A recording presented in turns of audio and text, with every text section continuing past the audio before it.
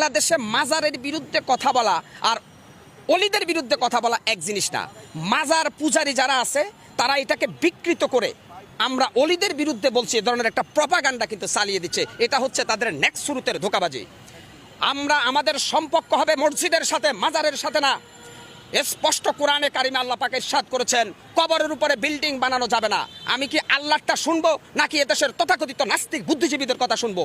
আল্লাহ বলছে তুমি সত্যের বাণী যদি উচ্চারণ করতে পারো হিম্মত নিয়ে, তাহলে যদি গোটা পৃথিবী তোমার বিভক্তে চলে যায় তুমি সত্য থেকে এক চুলো সরবে না।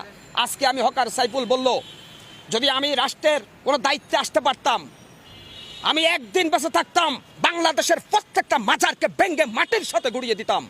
এতে করে আমার জীবনে কি হবে আমি সেটা দেখব না। এই মাজার ভাঙ্গার সাথে আল্লাহর সন্তুষ্টি জড়িত। আপনারা মনে করেন মাজারে যিনি শুয়ে আছে উনি হয়তো আল্লাহর জান্নাতে চলে গেছে।